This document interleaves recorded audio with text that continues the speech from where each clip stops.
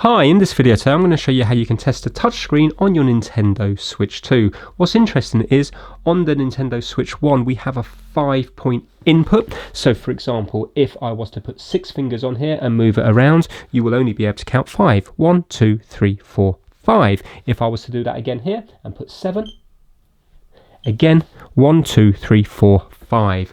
On the Nintendo Switch 2 we have a 10-point input.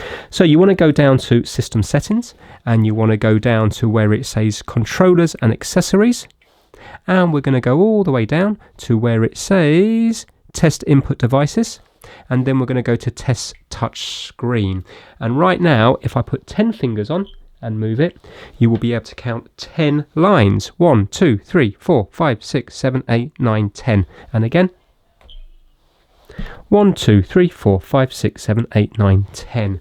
And the good thing about this is if you suspect part of your screen is not working, well, you'll be able to test every single part of your screen, which is nice. So then you know that it is working.